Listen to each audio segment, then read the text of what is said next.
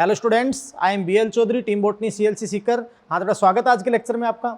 तो ध्यान दीजिए बेटा कि प्रीवियस लेक्चर में अपन श्वसन के जो विभिन्न चरण होते हैं और उसमें जो कॉमन पाथ अपन ने बात किया था कि यूजुअली अपन श्वसनी क्रियाधार क्रम में कार्बोहाइड्रेट को अपन यूज करें तो जो सामान्य पथ के अंदर अपने चरण यूज किए तो सबसे फर्स्ट आप पढ़ चुके थे ग्लाइकोलाइसिस, जो एनारोबिक और एरोबिक में कॉमन होता है और पृथ्वी के सभी सजीव उसको प्रदर्शित करते हैं कि जब से वो जीवन आया है तो आप जानते हैं कि ऊर्जा देने का वो एकमात्र आपका साधन है और साइटोसोल में वो संपन्न होता है कि सारे एंजाइम उसके साइटोसोल में ही होते हैं।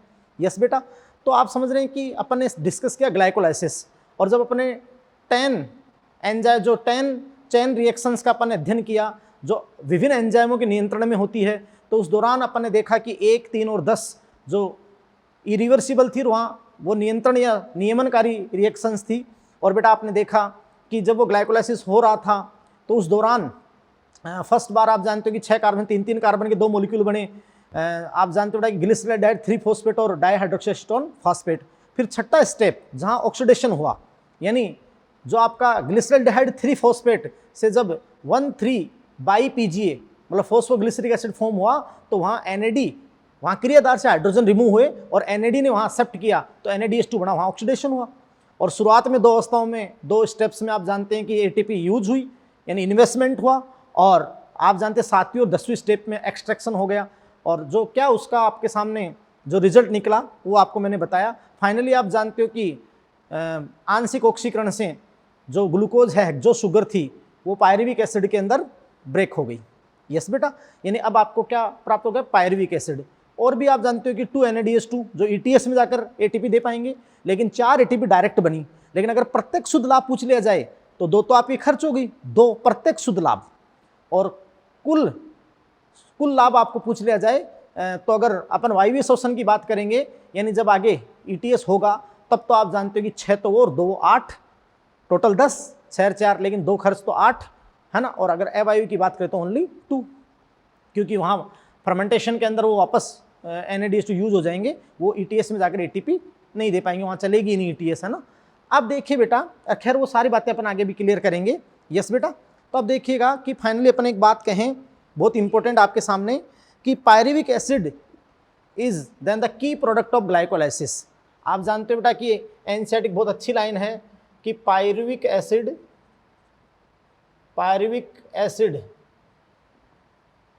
Is then the key product, इस पे ध्यान देना है, यानी मुख्य उत्पाद है की प्रोडक्ट ऑफ ग्लाइकोलाइसिस, यानी ग्लाइकोलाइसिस का की प्रोडक्ट है, महत्वपूर्ण उत्पाद है क्या बेटा, पायरुविक एसिड। और हेक्सो शुगर से 3 कार्बन के 2 पायरुविक एसिड तो फॉर्म हुई। अच्छा, यहाँ एक बहुत महत्वपूर्ण लाइन में आपके सामने लिखता हूँ, की प्रोडक्ट का मतलब हो गया मतलब एक श्वसन की प्रक्रिया का एक महत्वपूर्ण केंद्रीय रसायन है। तो अपन देखो क्या लिखेंगे कि बेटा पायरुविक एसिड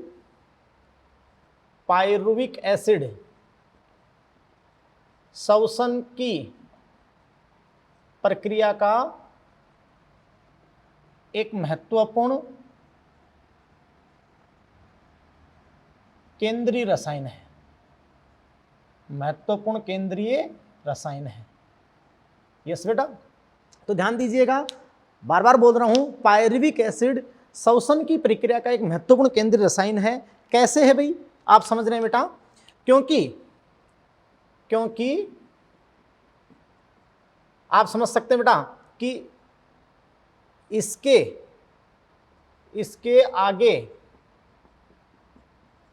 होने वाले विघटन। यस बेटा, तो आप जानते हो बेटा कि इसके आगे होने वाले विघटन के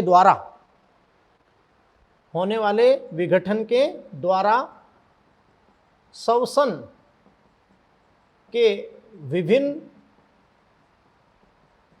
परिपथों का निर्धारण होता है, या श्वसन के विविध डाइवर्स जो होते हैं, श्वसन के विविध परिपथों का निर्धारण होता है।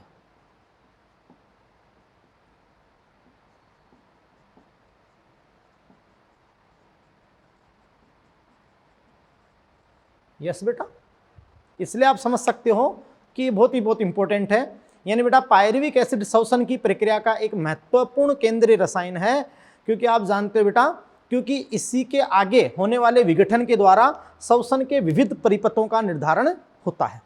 यस बेटा, तो आप ध्यान दीजिएगा, अपन ने बहुत इंपॉर्टेंट बात यहां पर लिखी और फिर अपन कहते हैं कि भाई देखो, इस पायरुविक एसिड के, जो पायरुविक एसिड बन गया, इस पायरुविक एसिड के 3 महत्वपूर्ण भविष्य होते हैं। भविष्य का मतलब बेटा कि आगे किस किस में कन्वर्ट होगा, इन फैट, है ना, वो फैट नहीं, वसा नहीं, फैट, वो आपका होता है भविष्य। तो इस पायरुविक एसिड के 3 महत्वपूर्ण भविष्य होते हैं। यस बेटा, यानी अपन बात करते हैं ना, what is the metabolic fate of pyruvate, metabolic fate of pyruvate. तो आप समझ सकते हैं कि 3 उपापचयी परिपथि यूज कर सकता है मेटाबॉलिक फेट ऑफ पायरुवेट। तो आप जानते हैं बेटा कि इसके 3 उपापचयी परिपथ, 3 महत्वपूर्ण भविष्य होते हैं। यस, अच्छा ध्यान दीजिएगा, ये एक बहुत महत्वपूर्ण लाइन में लिखूं आपको कि ग्लाइकोलाइसिस के दौरान बनने वाले पायरुविक एसिड का भविष्य सेल की आवश्यकता, कोशिका को क्या नीड है। हाँ, तो देखिए बेटा कि यहाँ बहुत इंपॉर्टेंट लाइन जो मैंने यहाँ पर बताई कि भाई जो इस पायरुविक एसिड जो ग्लाइकोलाइसिस का प्रोडक्ट है, तो पायरुविक एसिड का भविष्य यानी जो फ्यूचर है, फैट है, भविष्य कोशिका की आवश्यकता, सेल की नीड पर डिपेंड करता है, कोशिका की आवश्यकता पर निर्भर करता है। यस बेटा,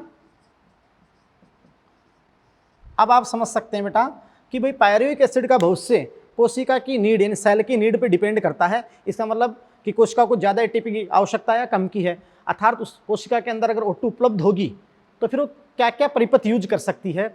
यस बेटा, अब आप ध्यान दीजिएगा, बहुत इंपॉर्टेंट बात मैं आपको बताता हूं कि जो डिफरेंट सेल्स हैं, तो आप जानते हो कि पायरुविक एसिड जो ग्लाइकोलाइसिस का प्रोडक्ट है, उसको हैंडल करने के लिए डिफरेंट वे यानी अलग अलग रास्ते अपनाती हैं।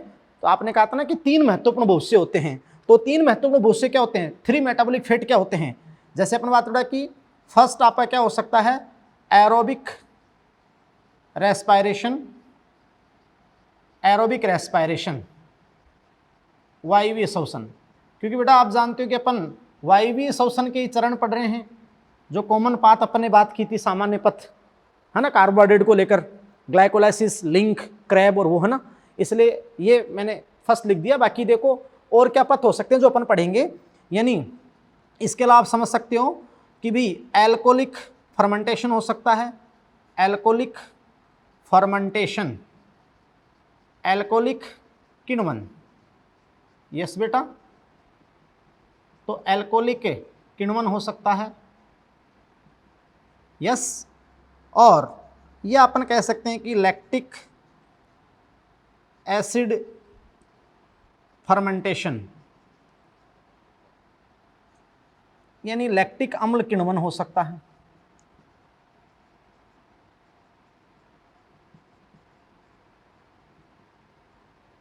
यस बेटा, तो आप ध्यान दीजिएगा कि ये 3 महत्वपूर्ण भविष्य हैं उसके पायरुविक एसिड के।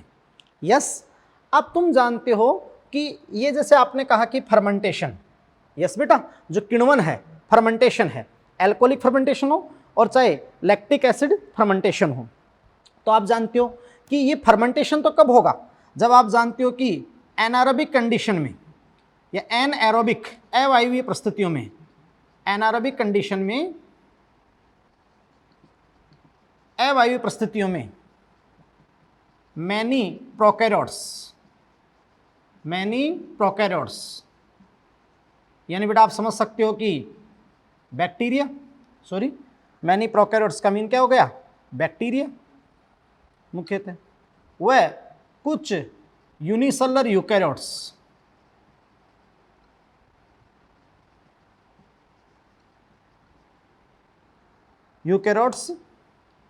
जैसे यीस्ट, यूनिसेलुलर फंजाई है ना, यीस्ट द्वारा दर्शाया जाता है।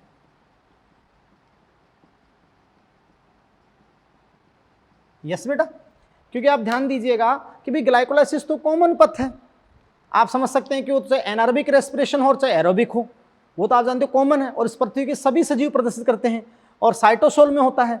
यस बेटा, और सारे एंजाइम उसके साइटोसोल में होते हैं। क्लियर, वो तो जब से आप जानते हो उपापचय चला है, फर्स्ट लिविंग सेल है, तब से आपका ग्लाइकोलाइसिस है। यस, अब आप जानते हो कि कोशिका को अगर कम एटीपी की आवश्यकता है और उसको O2 उपलब्ध नहीं है, यानी एनारोबिक एनवायरमेंट था, रिड्यूसिंग शुरुआत अवस्था में या फिर बाद में भी कहीं ने इसी मशीनरी को अडॉप्ट किया, तो आप जानते हो कि एनारोबिक कंडीशन में मैनी प्रोकैरियोट बैक्टीरिया व कुछ यूनिसेलुलर यूकैरियोट जैसे ईस्ट क्या दर्शाते, फर्मेंटेशन, जो अपन एक टॉपिक पढ़ेंगे सेपरेट फर्मेंटेशन। यस, लेकिन अपन पहले एक पूरा कॉमन पाथ पढ़ रहे थे, क्योंकि आप जानते हो कि जो हायर प्लांट या एनिमल्स हैं वो शो करते हैं एरोबिक रेस्पिरेशन, वायवीय शोषण। और वायवीय शोषण में क्या होगा बेटा कि जो पायरुविक एसिड है उसका आप जानते हैं कि कंप्लीट ऑक्सीडेशन होगा। क्या होगा बताओ, कंप्लीट ऑक्सीडेशन, कंप्लीट ऑक्सीडेशन यानी पूर्ण ऑक्सीकरण। और जब आप समझ सकते हैं अच्छे से, मैंने बताया था कि जब बेटा पूर्ण ऑक्सीकरण होगा तो वो पायरुविक एसिड का पूर्ण विघटन होकर CO2 और H2, बात को समझ रहे हैं, ये कंप्लीट ऑक्सीडेशन होगा किसमें, एरोबिक रेस्पिरेशन में। अच्छा, एरोबिक रेस्पिरेशन अगर ऑर्गेनिज्म में होगा तो आप जानते हैं कि क्या अडॉप्ट करेंगे वो। यस बेटा, यानी अगर एरोबिक रेस्पिरेशन कंप्लीट ऑक्सीडेशन होगा तो ऑर्गेनिज्म किसको अडॉप्ट करेंगे, तो अडॉप्ट करेंगे किसको, क्रेब्स साइकिल को। किसको करेंगे बेटा, क्रेब्स साइकिल को। क्योंकि देखो रियली में जो वास्तविक एरोबिक रेस्पिरेशन होता है वो क्रेब्स साइकिल ही है। तो ऑर्गेनिज्म अगर कंप्लीट ऑक्सीडेशन करना है तो किसको अडॉप्ट करेंगे बेटा, क्रेब्स साइकिल को। यस, है ना, क्योंकि वही एक अगर आगे जाकर अपन सिद्ध करेंगे कि रियली में वही क्या कहलाता है, मेनली वायवीय शोषण। यस, और वहाँ O2 रिक्वायर होती है, O2 की आवश्यकता होती है। अच्छा, इसके लिए क्या होगा, कंप्लीट ऑक्सीडेशन के लिए क्या होगा, मैं बता देता हूँ आपको आराम से कि कंप्लीट ऑक्सीडेशन के लिए मैं आपको बता दूं, अगर यूकैरियोट्स की आप बात करेंगे, यस, तो यूकैरियोट्स में तो कंप्लीट ऑक्सीडेशन के लिए क्या होगा, सबसे पहले जो आपके पास में पायरुवेट बना है, ग्लाइकोलाइसिस का प्रोडक्ट, ग्लाइकोलाइसिस का प्रोडक्ट क्या बना है, पायरुवेट, 3 कार्बन, तो ग्लूकोज से 2 बने ना, तो जो भी पायरुवेट बना है ये पायरुवेट साइटोप्लाज्म से यूकैरियोट्स में माइटोकॉन्ड्रिया में ट्रांसफर होगा। माइटोकॉन्ड्रिया में क्या होगा, ट्रांसफर। यस बेटा, और अगर प्रोकैरियोट, कुछ प्रोकैरियोट भी तो वायवीय शोषण कर सकते हैं, तो फिर तो वहाँ तो साइटोप्लाज्म में ही होगा ये प्रोसेस। यस, क्रैब और लिंक और क्रैब है ना, बाकी आगे ETS मीजोसोम पे चलेगी, लेकिन यहाँ अगर यूकैरियोट है तो पायरुवेट साइटोप्लाज्म से ट्रांसफर हो जाएगा किसमें, माइटोकॉन्ड्रिया में। बात को समझे, माइटोकॉन्ड्रिया में, और वहाँ माइटोकॉन्ड्रियल मैट्रिक्स में। अब आपका क्या होगा बेटा कि वहाँ कंप्लीट ऑक्सीडेशन के लिए क्या होगा, यानी बहुत इंपॉर्टेंट प्रोसेस, एंसाइड ने बहुत गजब लिखा है कि complete oxidation of the pyruvate के कंप्लीट ऑक्सीडेशन किसके द्वारा होगा, स्टेप वाइज, एक step wise removal of all hydrogen, यानी उस पायरुवेट में जितना हाइड्रोजन है वो रिमूव होंगे स्टेप वाइज, है ना। और आप जानते हैं कि उसके अंदर जो कार्बन है, एक पायरुवेट में कितने कार्बन है, 3 कार्बन है। यस बेटा, तो लिविंग 3 मॉलिक्यूल ऑफ CO2, यानी वो 3 CO2 छोड़ देगा। कितने CO2, 3 CO2। एक पायरुविक एसिड कितना CO2 छोड़ेगा, एक पायरुविक एसिड से कितना CO2, 3 CO2। यस बेटा, तो ग्लूकोज के रेफरेंस में कितने पायरुविक एसिड होंगे, 2 पायरुविक एसिड होंगे, तो कितना होगा, 6 CO2। समझे। और आप जानते हैं कि स्टेप वाइज सारे हाइड्रोजन रिमूव कर दिए तो वहाँ NAD ने एक्सेप्ट कर लिए और NADH2 बन गई। अब वो जानते हो कि माइटोकॉन्ड्रिया के इनर मेम्ब्रेन पे जो कॉम्प्लेक्सेस हैं वहाँ वो NAD जब ब्रेक होगा तो इलेक्ट्रॉन और प्रोटॉन, तो प्रोटॉन प्रोणता बन जाएगी और इलेक्ट्रॉन मूव करता हुआ अंतिम इलेक्ट्रॉन ऑक्सीजन पे, तो फिर वो प्रोटॉन आएगा H2 बनने के लिए टर्मिनल ऑक्सीडेशन, उस दौरान ATP संश्लेषण हो जाएगा। तो जो ETS होगी वो इनर मेम्ब्रेन पे होगी और ये प्रोसेस माइटोकॉन्ड्रियल मैट्रिक्स में होगी। अरे भाई यही तो होगा ना, बात को समझ रहे हैं। तो बहुत गजब प्रोसेस आपको मैंने बताई। यस बेटा, आप समझ रहे हैं। अब देखिएगा कि भाई मेन तो क्रेब्स साइकिल है, लेकिन उस ग्लाइकोलाइसिस और इस क्रेब्स साइकिल को, ग्लाइकोलाइसिस का एंड प्रोडक्ट पायरुवेट है ना, और उस क्रेब्स साइकिल को जोड़ने के लिए बीच में आपका क्या होगा, लिंक रिएक्शन, जिसको आप बोलोगे गेटवे रिएक्शन, लिंक रिएक्शन। बाकी लिंक और क्रेब दोनों का ही उद्देश्य है कि जो 3 कार्बन का पायरुवेट है उसमें आप जानते हैं कि सारे हाइड्रोजन को रिमूवल करके NADH बना दो, और बाकी आप जानते हैं कि जो कार्बन है वो CO2 ग्रुप में रिलीज हो जाएगा, तो कंप्लीट ऑक्सीडेशन हो जाएगा। यस बेटा, तो देखिएगा अपन पहले इसमें, अब आपने ग्लाइकोलाइसिस पढ़ लिया तो अगला चरण लिंक एंड देन क्रैब, तो उनको जोड़ते हुए पढ़ते हैं और एनसीईआरटी की लाइन टू लाइन अपन क्लियर करते हैं, और मस्त तरीके से आप एक एक शब्दों पे जाओगे और एक एक चीज़ों को बहुत समझ के पढ़ोगे। और फिर फर्मेंटेशन, जब एरोबिक कंप्लीट हो जाएगा ETS तक, तो फिर आप जानते हैं सेपरेट जो एनारोबिक कंडीशन के अंदर जो फर्मेंटेशन होते हैं, एल्कोहलिक फर्मेंटेशन या लैक्टिक एसिड फर्मेंटेशन, वो कैसे होते हैं वो मैं आपको समझाऊंगा। यस, तो स्टार्ट करते हैं एरोबिक का स्टेप, ग्लाइकोलाइसिस के बाद लिंक रिएक्शन। तो नेक्स्ट आप देखिए लिंक रिएक्शन। हाँ, तो आप देखिएगा बेटा लिंक रिएक्शन, और यहाँ पर मैंने 3 शब्द लिखे हैं इसके लिए, वो सारे मैं आपके सामने क्लियर कर दूंगा कि लिंक अभिक्रिया, लिंक रिएक्शन कैसे है, ऑक्सीडेटिव डिकार्बोक्सिलेशन इसको कैसे बोला, ऑक्सीडेटिव डिकार्बोक्सिलेशन, और गेटवे रिएक्शन, गेटवे रिएक्शन। ये सारी बातें मैं आपके सामने सिद्ध करूंगा। देखिए बेटा, सबसे पहले इस रिएक्शन के साइट स्थल क्या है, तो आप समझ सकते हैं कि साइट यानी स्थल क्या है, तो स्थल आपका है माइटोकॉन्ड्रियल मैट्रिक्स, माइटोकॉन्ड्रियल मैट्रिक्स, यानी बेटा माइटोकॉन्ड्रियल जो आपकी अधात्री है, मैट्रिक्स है, तो वहाँ ये संपन्न होती है लिंक रिएक्शन। क्योंकि यूकेरियोट में एरोबिक रेस्पिरेशन होना है तो पायरुवेट, जो पायरुविक एसिड ट्रांसफर हो जाता है किसमें, माइटोकॉन्ड्रिया में, तो माइटोकॉन्ड्रियल मैट्रिक्स साइट आपका हो गया। यस बेटा, अब आप ध्यान दीजिएगा कि ये जो लिंक रिएक्शन है इसमें क्या कहूँगा बेटा कि एरोबिक रेस्पिरेशन के दौरान, यस बेटा, तो आप जानते हैं कि पायरुविक एसिड माइटोकॉन्ड्रिया में प्रविष्ट होकर, आप जानते हैं बेटा, मैं इसको क्या लिखूंगा कि भाई एरोबिक रेस्पिरेशन के दौरान, एरोबिक रेस्पिरेशन के दौरान pyruvic acid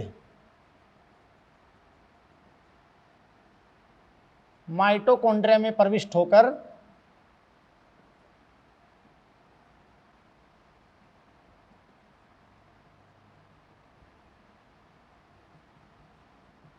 oxidative decarboxylation process के द्वारा, समझाऊंगा कैसे भी, ऑक्सीडेटिव डिकार्बोक्सिलेशन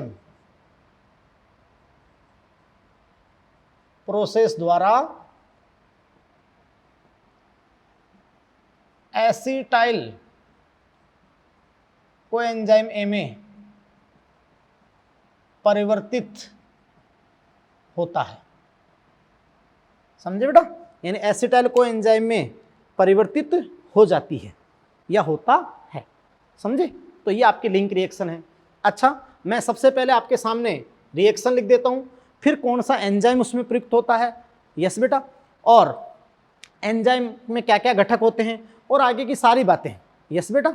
तो ध्यान दीजिएगा, देखो सबसे पहले आपके पास में, अगर अपने एक बार मैंने कहा था ना PGL के बाद जो आपको बताया था ग्लिसरॉल्डिहाइड 3-फॉस्फेट, उसके बाद रिएक्शन को 2 बार, यस। तो मैं एक पायरुविक एसिड से पहले समझा रहा हूँ, हालांकि ग्लूकोज से कितने बने थे, 2, लेकिन मैं एक पायरुविक एसिड से, तो देखो पायरुविक एसिड, आप जानते हैं बेटा कि पायरुविक एसिड कितने कार्बन का मॉलिक्यूल है, 3 कार्बन का, यस बेटा। तो आप समझ रहे हैं कि देखो पायरुविक एसिड, और यहाँ मैं बात करूँगा कोएंजाइम A प्लस NAD, ये रेगुलेशन करते हैं, और आप समझ सकते हैं कि यहाँ पर जो आपका एंजाइम है PDC, अब मैं लिख दूंगा पायरुवेट डिहाइड्रोजनेज कॉम्प्लेक्स, ये आपका एंजाइम है ना, और इस एंजाइम की प्रेजेंस में ये आपका हो गया एसिटाइल कोएंजाइम A, और अपन कहेंगे CO2 यहाँ रिलीज हो गई, और प्लस आप जानते हैं कि NADH और प्लस H+, समझे, है ना बेटा। तो ध्यान दीजिएगा कि बहुत ही इंपॉर्टेंट बात बता रहा हूँ कि पायरुविक एसिड आपके सामने, और यहाँ देखिएगा कि इसको जो सक्रियण के लिए यहाँ पर TPP बताऊंगा क्या होता है, लिपोइक एसिड LPA और मैग्नीशियम आयन, यस, और ये एसिटाइल कोएंजाइम प्लस CO2 और NADH2, है ना। तो यहाँ दीजिएगा 3 कार्बन पायरुविक एसिड कितने कार्बन में चेंज हुआ, 2 कार्बन में, यस। तो आप जानते हैं कि एक बार में 3 कार्बन का 2 कार्बन में तो CO2 रिलीज हो गया 1 मॉलिक्यूल और एक NADH2 बन गया। अब ग्लूकोज के रेफरेंस में 2 बार चलेगी कि 2 पायरुविक एसिड हैं, तो 3-3 कार्बन के 2 से 2-2 कार्बन के 2 हो जाएंगे, तो 6 कार्बन से कितने हो गए 4 कार्बन। क्योंकि ग्लाइकोलाइसिस में तो कहीं CO2 रिलीज हुई नहीं थी ना, फर्स्ट टाइम यहीं पे CO2 रिलीज हुई है, तो ये आपका एसिटाइल कोएंजाइम, ये CO2 रिएक्ट आपका क्या हो गया NADH प्लस H+। यस बेटा, तो इस रिएक्शन में मैं आपको बहुत इंपॉर्टेंट बात समझाऊंगा। तो देखिएगा बेटा, यहाँ इस रिएक्शन में बहुत इंपॉर्टेंट बात तो आपको समझाऊंगा कि ऑक्सीडेशन भी होता है और CO2 रिलीज भी होती है, और फर्स्ट रिएक्शन है जहाँ CO2 रिलीज होती है तो ये ऑक्सीडेटिव डिकार्बोक्सिलेशन होगी। या देखिए बेटा, अपन इसको ऐसे भी लिख सकते हैं कि भाई यहाँ ऐसे लिख दें अपन कि पायरुविक एसिड जो 3 कार्बन का मॉलिक्यूल है, पायरुविक एसिड, यस बेटा 3 कार्बन। अब आप जानते हैं कि पायरुविक एसिड ऑक्सीडेटिव डिकार्बोक्सिलेशन में जाएगा, तो ऑक्सीडेटिव डिकार्बोक्सिलेशन में जाएगा। आप जानते हैं इसमें सक्रियण के लिए जो कोएंजाइम ए ऐड होगा, और यहाँ आप समझ सकते हैं कि इससे रिलीज क्या होगा CO2 रिलीज हो गया। यस, अब एक कार्बन लिविंग एंड एक CO2 रिलीज हो गया एक बार में, ठीक है। साथ में आप जानते हो कि इसने हाइड्रोजन भी यहाँ से रिमूव किए, तो NAD प्लस से आपके पास क्या बन गया NADH और प्लस H+। बात को समझ रहे हैं।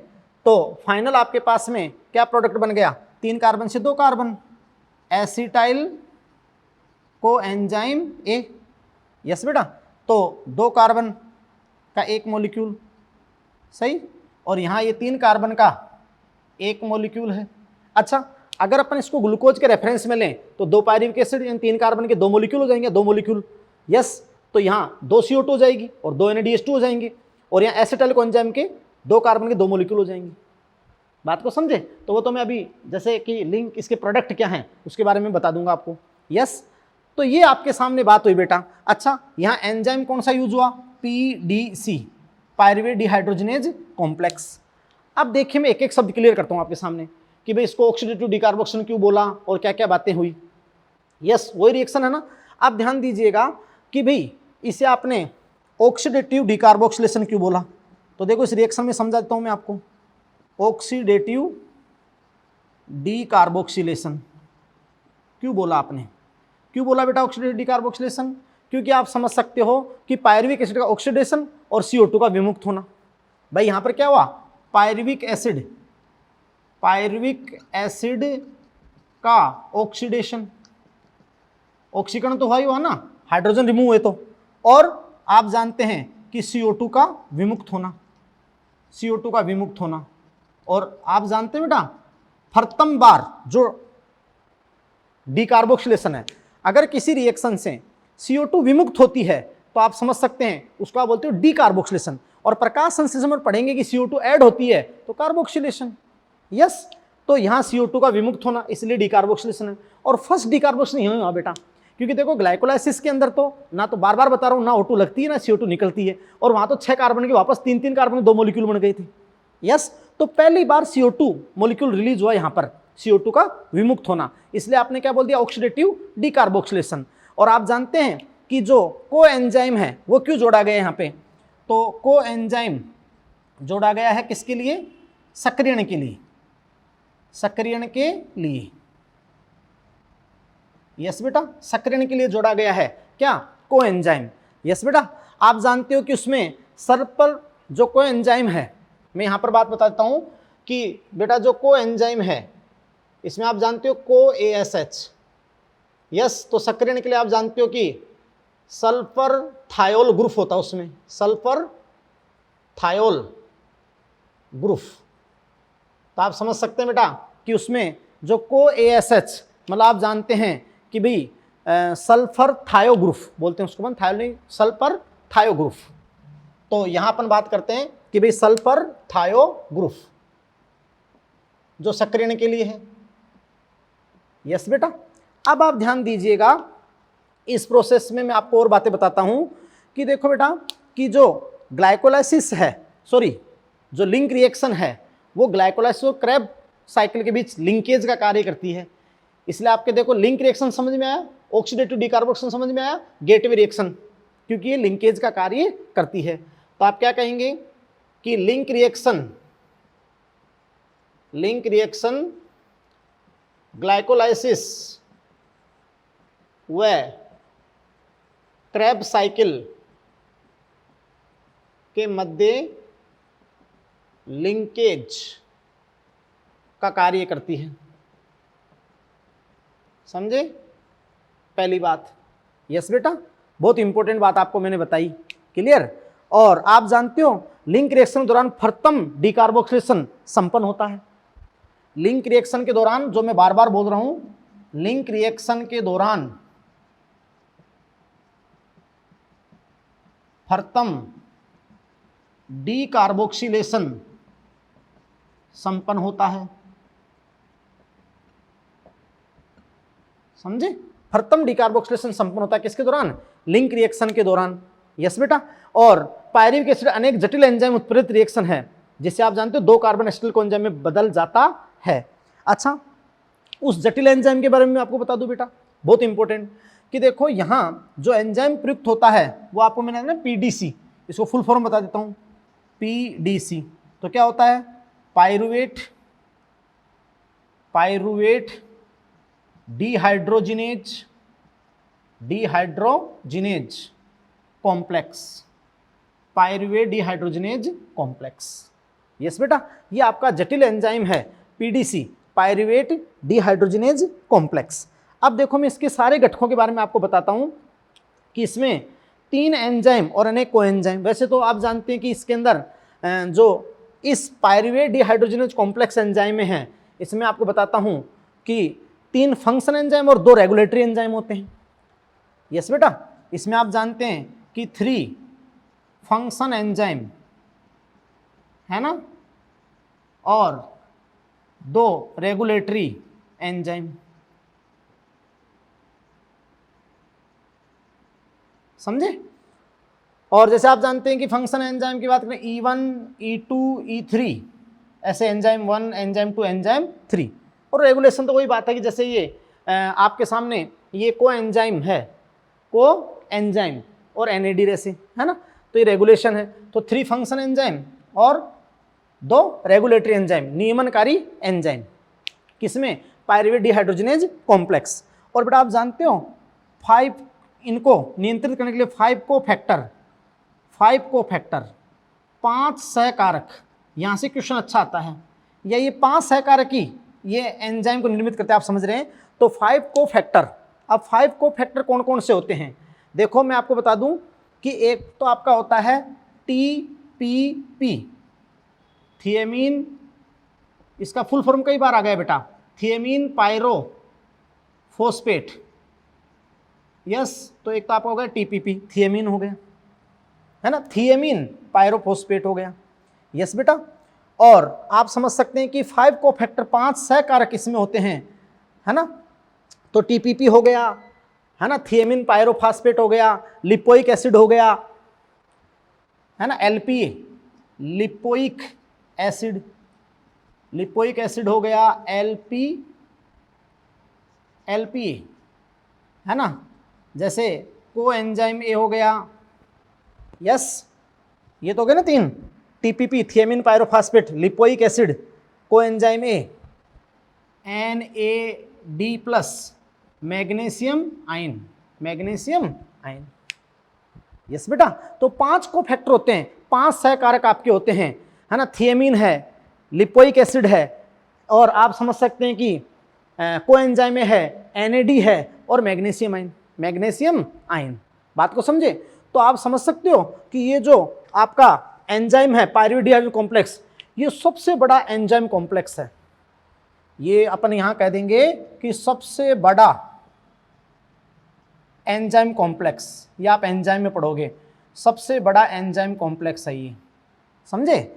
अब देखिएगा कि जो E1, E2, E3 हैं, यानी जो आपके मतलब फंक्शन एंजाइम है, वो इनके पार्ट है, जैसे पायरुवेट डिहाइड्रोजिनेज TPP, है ना, डाईहाइड्रोक्सी लाइपोइल एसिथेज जो है उसका कोएंजाइम A होगा, और डाईहाइड्रोक्सी लाइपोइल डिहाइड्रोजिनेज जो NAD है ना, उसका होगा NAD।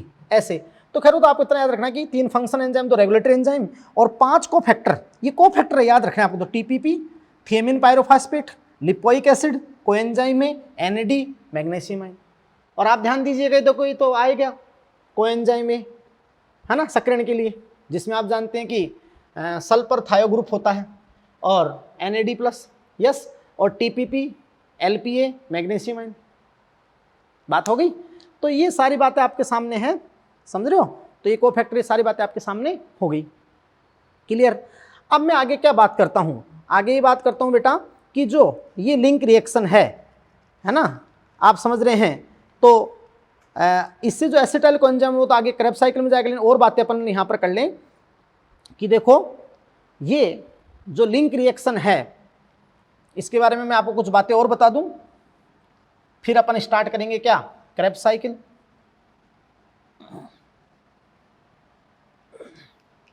यस बेटा, तो ध्यान से सुनना, बहुत इंपॉर्टेंट बात आपके सामने करूंगा मैं एक एक पॉइंट की। यस बेटा, तो देखो कि ये जो लिंक रिएक्शन है, बहुत इंपॉर्टेंट बात, क्लियर। एरोबिक रेस्पिरेशन के दौरान लिंक रिएक्शन पायरुविक एसिड का ऑक्सीडेशन करके, एरोबिक रेस्पिरेशन के दौरान लिंक रिएक्शन में पायरुविक एसिड ऑक्सीडेशन करके रेस्पिरेशन जो इफिशियंसी दक्षता है उसको बढ़ा देता है। ये तो बात ही, इसमें कोई प्रॉब्लम ही नहीं है। यस बेटा। अच्छा, ग्लूकोज के पूर्ण ऑक्सीडेशन के दौरान CO2 का प्रथम निष्कासन, यानी CO2 का प्रथम बार निष्कासन, यानी फर्स्ट डिकार्बोक्सिलेशन, बार बार बोल रहा हूं मैं, कहां होता है, लिंक रिएक्शन में होता है ना बेटा, माइटोकॉन्ड्रियल मैट्रिक्स में, जो आप जानते हो कि रिडॉक्स रिएक्शन का परिणाम है। बात को समझ रहे हैं। तो ये आप समझ रहे हैं कि सारी प्रोसेस हुई इसके। अच्छा, अब एक बात कह दूं कि भाई एक पायरुविक एसिड से एक लिंक रिएक्शन हुई, तो आप क्या कहेंगे कि ग्लूकोज के संदर्भ में, तो ग्लूकोज के ग्लाइकोलाइज से 2 पायरुविक एसिड बने थे, तो ग्लूकोज के संदर्भ में बताओ लिंक रिएक्शन कितनी बार चलेगी, लिंक रिएक्शन 2 बार, 2 टर्न होंगे, 2 बार चलेगी, है ना। वो तो ग्लूकोज के संदर्भ में लिंक रिएक्शन भी 2 बार चलेगी, क्रैब भी 2 बार चलेगा। एक पायरुविक एसिड से एक लिंक और एक क्रैब, तो 2 पायरुविक एसिड से 2 लिंक और 2 क्रैब, समझे। तो ग्लूकोज के संदर्भ में लिंक रिएक्शन 2 बार चलेगी। तो यहां मैंने कहा था ना 3 कार्बन के 2 मॉलिक्यूल, तो फिर यहां 2 कार्बन के भी 2 मॉलिक्यूल, तो 2 CO2, 2 NADH2। यस, तो फिर आप समझ सकते हैं कि इसमें लिंक रिएक्शन में कंजप्शन किसका हुआ, तो कंजप्शन यानी उपभोग, तो उपभोग हुआ किसका, पायरुविक एसिड का। एक लिंक रिएक्शन में तो एक पायरुविक एसिड का, और ग्लूकोज के संदर्भ में अपन देखें तो सॉरी 2 पायरुविक एसिड का, है ना बेटा, समझे, क्लियर। और आपके पास में रिजल्ट, आउटकम क्या आया, रिजल्ट क्या आया भाई, यस, तो रिजल्ट ये आया कि एक पायरुविक एसिड से तो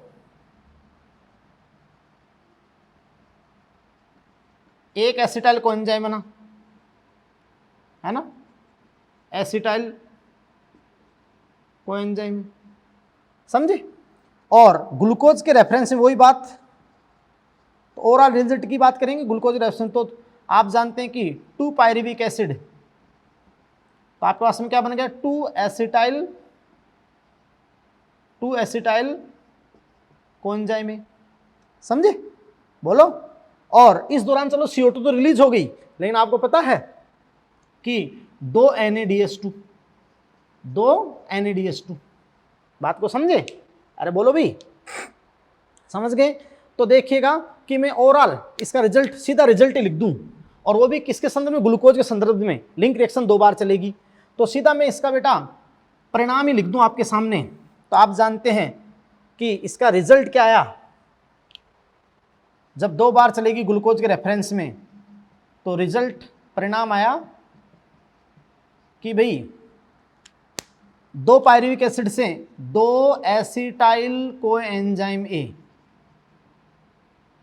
के ये मॉलिक्यूल बन गए दोनों, समझे, वो तो आगे क्रैब में चले जाएंगे। और आपके पास में 2 NADH प्लस H+। अब जानते हो एक NADH प्लस H+ या NADH2 3 ATP के तुल्य ऊर्जा देगा, 3 ATP के तुल्य, कहाँ देगा, ETS में। तो खैर यहाँ लिंक रिएक्शन में डायरेक्ट ATP तो नहीं बनती है, लेकिन फिर 2 NADH2 से 2 इंटू 3 यानी 6 एटीपी लिंक रिएक्शन की ग्लूकोज के संदर्भ में 6 एटीपी आपकी बनेगी कहाँ? ईटीएस में। कहाँ बनेगी बेटा? ईटीएस में। बात को समझे? तो ये आपकी संपन्न हो गई लिंक रिएक्शन।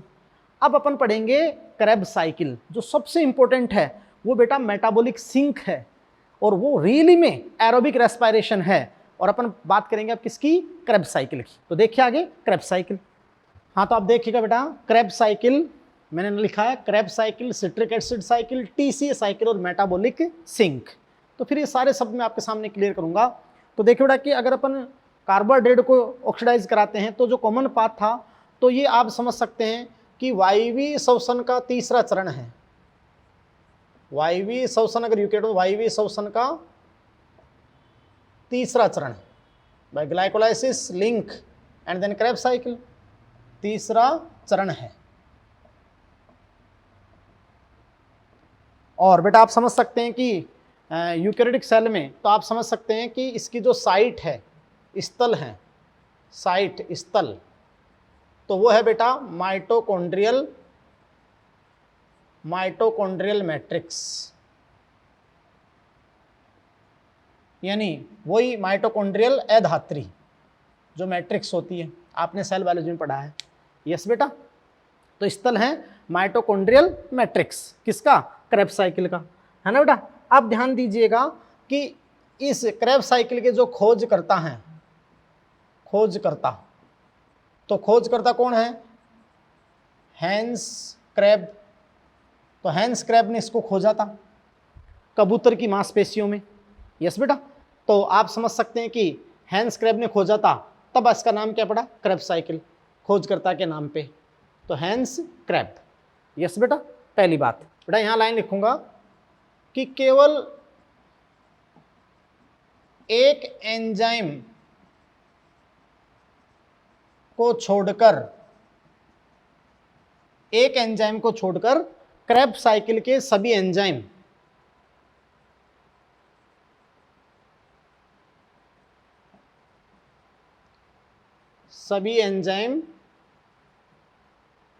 आप जानते बेटा माइटोकॉन्ड्रियल मैट्रिक्स में पाए जाते हैं।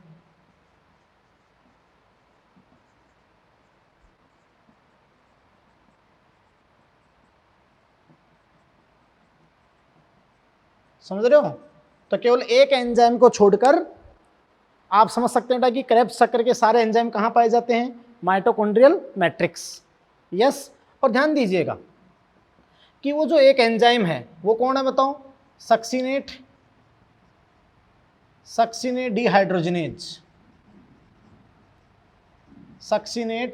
डिहाइड्रोजिनेज एंजाइम जो इनर मेम्ब्रेन, या ऐसे कहें अपन कि माइटोकॉन्ड्रिया की इनर मेम्ब्रेन,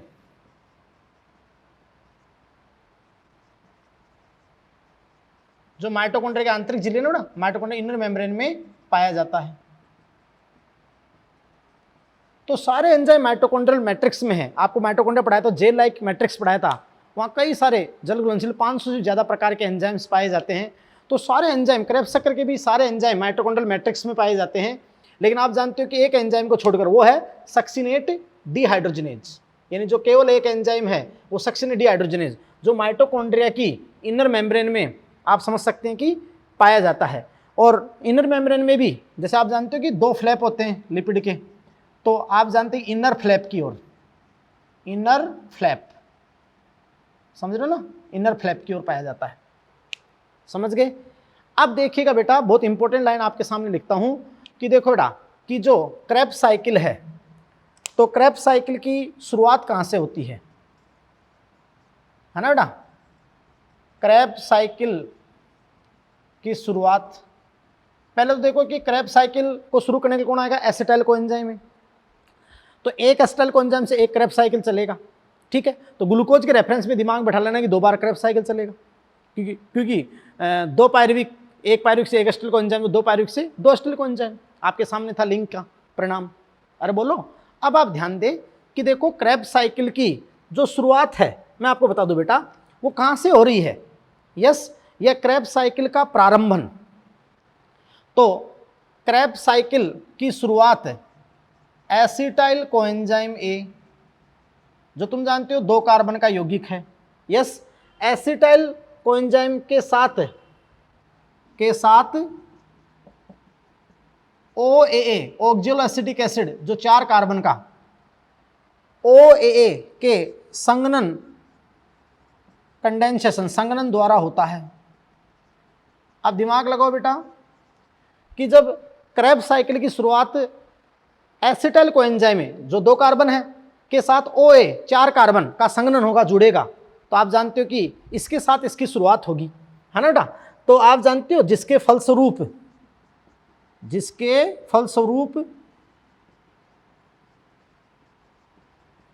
6 कार्बन युक्त यौगिक सिट्रिक एसिड बनता है, सिट्रिक अम्ल, सिट्रिक एसिड बनता है। यस बेटा, और जो इस साइकिल का स्थायी उत्पाद है, इस साइकिल का स्थायी उत्पाद है, फर्स्ट स्टेबल प्रोडक्ट है, स्थायी उत्पाद है। यस बेटा, अतः इसे सिट्रिक एसिड साइकिल भी कहते हैं, है ना। तो आपके समझ में आ गए Krebs cycle, citric acid cycle, word क्यों पड़ा, समझे। अब सुने कि भाई 6 कार्बनिक यौगिक बनेगा सिट्रिक एसिड, तो इस साइकिल का प्रथम स्थायी उत्पाद ये सिट्रिक एसिड है, तो इसे आपने क्या कह दिया, सिट्रिक एसिड साइकिल। अच्छा, सिट्रिक एसिड में आप जानते हैं कि सिट्रिक एसिड में 3 कार्बोक्सिलिक ग्रुप होते हैं। सिट्रिक एसिड में 3 कार्बोक्सिलिक ग्रुप आप पढ़ते हो ऑर्गेनिक में, 3 कार्बोक्सिलिक ग्रुप यानी 3COOH उपस्थित होते हैं।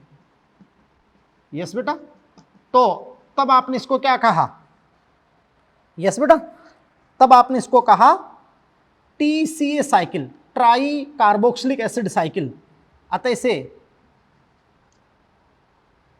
TCA साइकिल भी कहते हैं, TCA साइकिल भी कहते हैं, समझ गए बेटा। इसको आप क्या कहते हो, TCA साइकिल भी कहते हो। किसको, क्रेब्स साइकिल को। यस बेटा, तो Krebs cycle, citric acid cycle, TCA cycle बता दिया ना मैंने आपको। अब आप ध्यान देना बेटा कि क्रेब्स साइकिल का मुख्य लक्ष्य क्या है, यानी लगातार आप समझ सकते हो कि क्रेब्स साइकिल का मुख्य उद्देश्य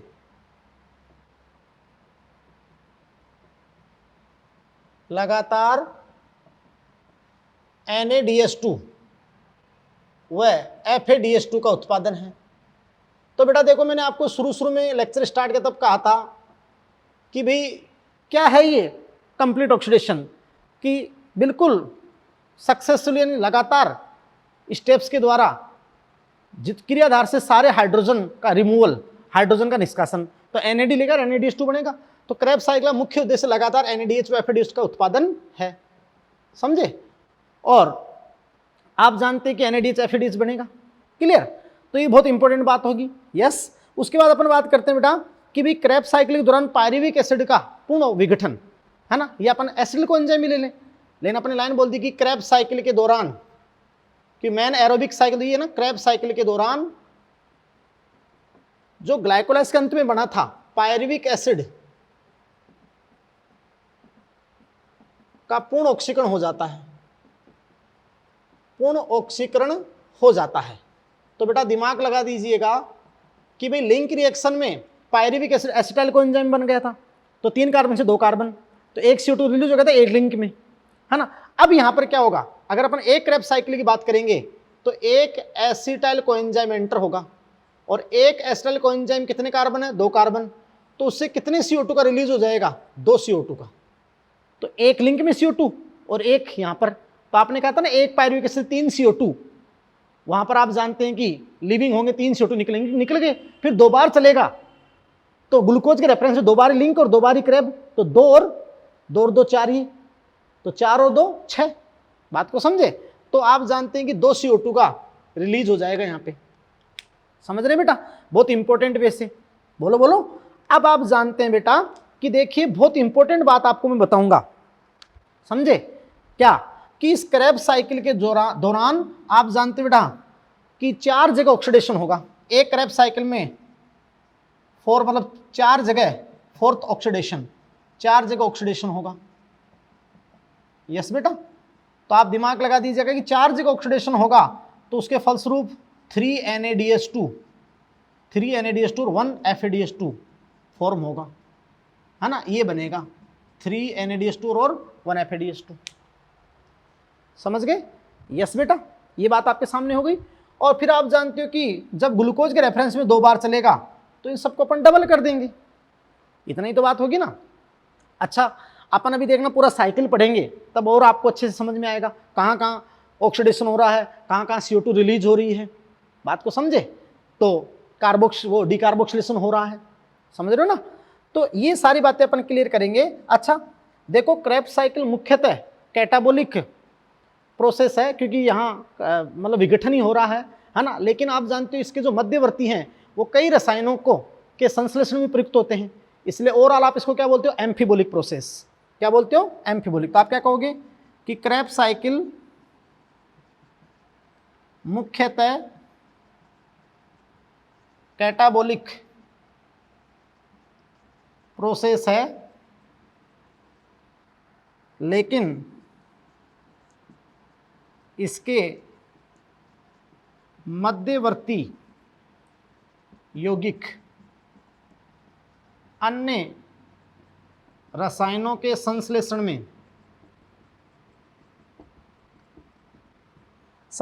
में प्रयुक्त होते हैं। अतः एम्फीबोलिक प्रोसेस है, उभयधर्मी प्रोसेस है, एम्फीबोलिक है बेटा। अपन सिद्ध करेंगे आराम से भी, टेंशन मत लो, सारी बातें सिद्ध करेंगे अपन। यस बेटा, तो ये आपके सामने आए, समझे। अच्छा, मैंने यहाँ पर एक शब्द लिख दिया मेटाबॉलिक सिंक। यार हर शब्द का मतलब निकालना है, दिमाग लगाना। आप एक कॉमन पाते पढ़ रहे हो कार्बोहाइड्रेट को लेकर, आप चाहे कोई भी संश्लेषणीय पदार्थ लो, लिपिड लेना चाहे प्रोटीन लेना, कुछ भी लेना, लेकिन क्रेब्स साइकिल जरूर आएगा, बात को समझे। क्योंकि हर चीज में एसिटाइल कोएंजाइम बनेगा, और एसिटाइल कोएंजाइम से क्या स्टार्ट होगा, क्रेब्स साइकिल। तो ये मेटाबॉलिक सिंक है, यानी अगर ये एक 100% एरोबिक रेस्पिरेशन है, क्योंकि किसी भी प्रकार का श्वसनीय पदार्थ क्यों ना हो, और स्टेप चाहे हो या नहीं हो, लेकिन अगर वायवीय श्वसन है तो क्रेब्स साइकिल अनिवार्य रूप से होगा ही होगा, चाहे वो फैट यूज करो चाहे प्रोटीन यूज करो। और अभी आगे देखना मैं आपको उनका फैट का पाचन करके उसके क्या क्या पथ होते हैं और प्रोटीन का क्या क्या पथ होते हैं वो भी समझा दूंगा, और फिर कौन कहाँ एंट्री कर सकता है। तो ये मेटाबॉलिक सिंक यानी उपापचय पथ, ये अनिवार्य रूप से ये आपका क्रेब साइकिल। तो बेटा ये मेटाबॉलिक सिंक है, तो ये मैं आपके सामने आगे क्लियर करूंगा, बात को समझ रहे हैं। यस, पूरी चीज़ें क्लियर करूंगा बेटा मैं आपको, लिपिड से कितना एटीपी बनता है, फैटी एसिड से, वो सारी चीज़ें आपके सामने क्लियर कर दूंगा। अपन एक कॉमन पाथ पढ़ रहे हैं कार्बोहाइड्रेट से।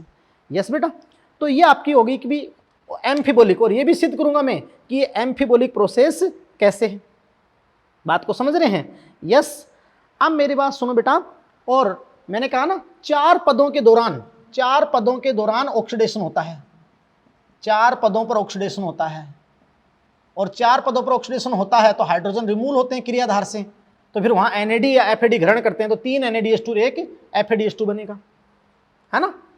और इस क्रेब साइकिल में एक जगह डायरेक्ट ATP SLP बनेगी, वो मैं पूरा सिद्ध करूंगा आपको डायग्राम के थ्रू। तो ये आप जानते हैं कि इसकी पूरी थ्योरी हो गई। अब आप इसका साइकिल देखिएगा, तो नेक्स्ट आप देखिए बेटा इसका साइकिल। हाँ, तो देखिएगा बेटा कि क्रेब साइकिल का जो प्रारूप आपके सामने आरेख है उसको अपन शो कर रहे हैं। यस बेटा, तो बहुत तरीके से आप देखिएगा कि देखो ये एसिटाइल कोएंजाइम का एक मॉलिक्यूल है, 2 कार्बन का एक मॉलिक्यूल, तो एक बार क्रेब्स चक्कर चलेगा इससे। यस, और अगर अपन ग्लूकोज के रेफरेंस में बात करेंगे तो 2 एसिटाइल कोएंजाइम है, तो 2 बार चलेगा ग्लूकोज के रेफरेंस में। और अगर मान लो वसाओं के बीटा ऑक्सीडेशन से कई एसिटाइल कोएंजाइम होते हैं तो उतनी बार चलेगा, बात को समझे। अपन एक की कैलकुलेशन निकाल लेंगे, क्योंकि पायरुविक एसिड से लिंक रिएक्शन में एक लिंक में एक एसिटाइल कोएंजाइम बना, ग्लूकोज के रेफरेंस में लिंक 2 बार चली, 2 एसिटाइल कोएंजाइम बन गए। अब देखिए बेटा इस क्रेब साइकिल में क्या होता है कि जो एसिटाइल कोएंजाइम आता है, एसिटाइल कोएंजाइम 2 कार्बन का एक मॉलिक्यूल, सर्वप्रथम 4 कार्बन के OAA ऑक्जेलो एसिटिक एसिड से संघनन करता है ना बेटा, कंडेंसेशन होता है, इन दोनों का संयोग होता है, तो 2 कार्बन और 4 कार्बन। और एंजाइम आपका होता है साइट्रेट सिंथेटेज। कौन सा एंजाइम होता है बेटा? Citrate synthetase. और यहाँ मैं आपको एक बहुत इंपॉर्टेंट बात बता दूं कि यहाँ वाटर मॉलिक्यूल का एडिशन होता है, संघनन होता है, और आप जानते हो कि को एंजाइम ए रिलीज हो जाता है।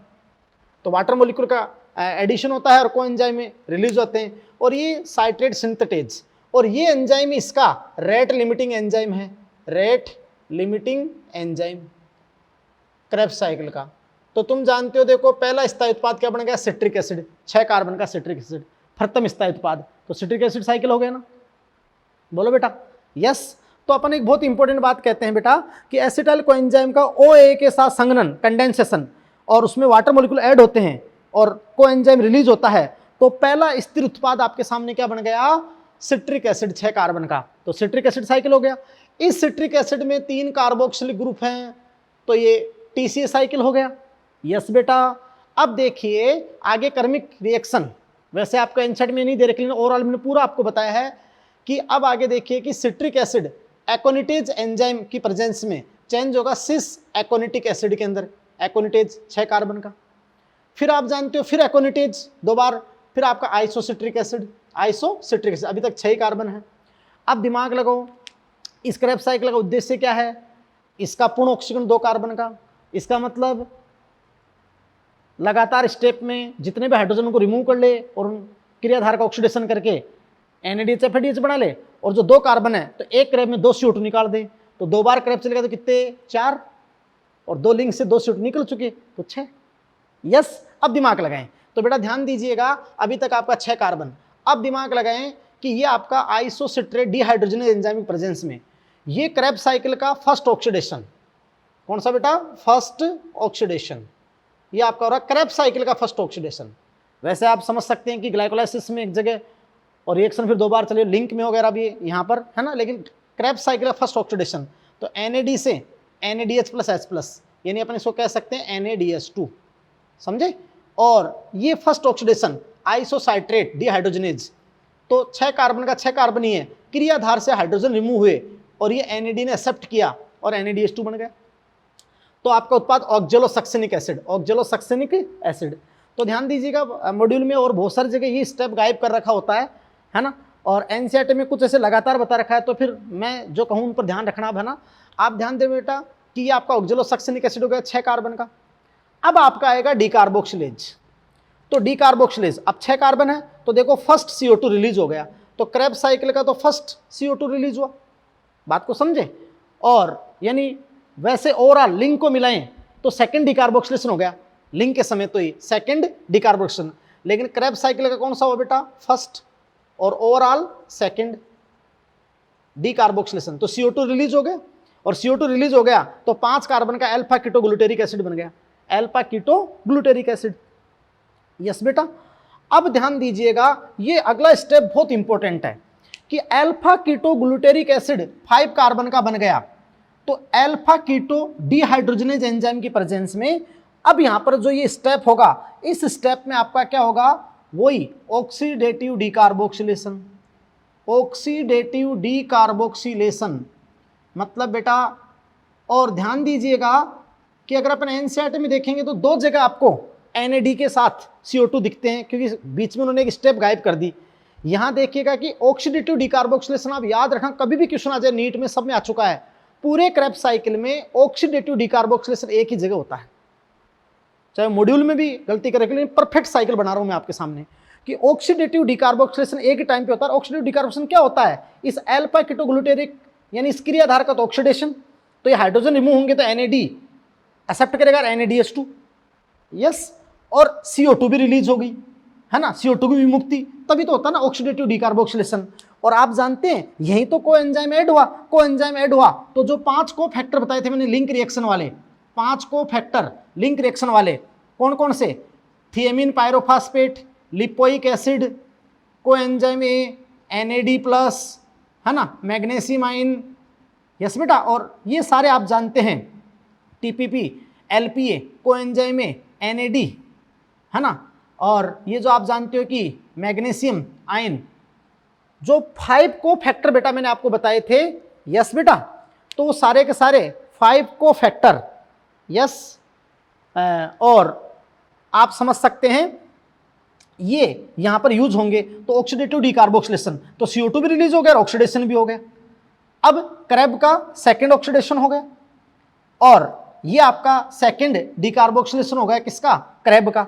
लेकिन ओवरऑल बात करें तो एक लिंक का और ये सेकंड और ये थर्ड, तो 3 CO2 रिलीज करने थे और जब लिंक और क्रैब 2 बार चलेंगे तो 6 CO2 निकाल देंगे।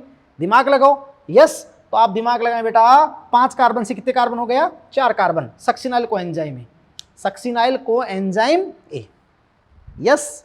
अब ध्यान दीजिएगा, सक्सिनाइल कोएंजाइम में थायोकाइनेज एंजाइम होता है और थायोकाइनेज एंजाइम की प्रेजेंस में वही बात वापस कोएंजाइम निकल जाएगा, कोएंजाइम निकल जाएगा, यस।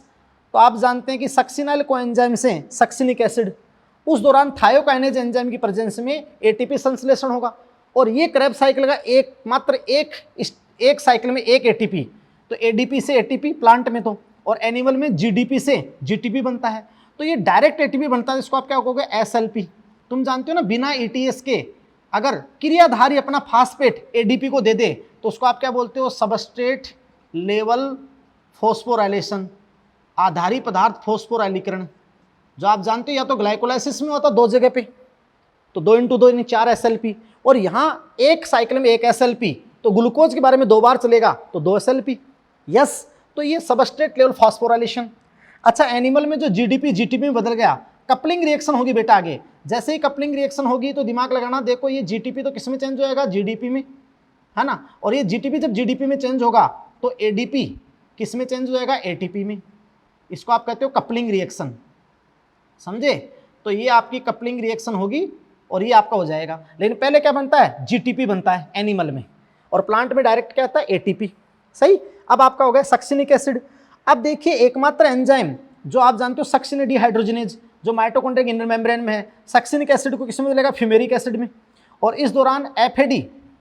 अब देखो बेटा, यहाँ क्रियाधार, जैसे यहाँ इस क्रियाधार से हाइड्रोजन रिमूव हो रहे हैं, एनएडी एक्सेप्ट कर रहा है, यहाँ इस क्रियाधार से हाइड्रोजन रिमूव हो रहे हैं, एनएडी एक्सेप्ट कर रहा है, यहाँ इस क्रियाधार से हाइड्रोजन रिमूव तो एफएडी एक्सेप्ट कर रहा है, तो एफएडीएस2, यस। अब अगर अपन क्रैब के ऑक्सीडेशन गिने तो 1 ऑक्सीडेशन, 2 ऑक्सीडेशन और 3 ऑक्सीडेशन, थर्ड, यस बेटा। और आप समझ सकते हैं कि एफएडीएस2 बन गया, सक्सिन डिहाइड्रोजनेज, तो फ्यूमेरिक एसिड, फिर फ्यूमेरेज उसको मैलिक एसिड में बदल देगा, और फिर आप जानते हो मैलिक एसिड से मैले डिहाइड्रोजनेज एंजाइम की प्रेजेंस में वही डिहाइड्रोजनेशन होगा, तो 4 जगह डिहाइड्रोजनेशन, यानी एनएडी से एनएडीएस2, तो 4th ऑक्सीडेशन।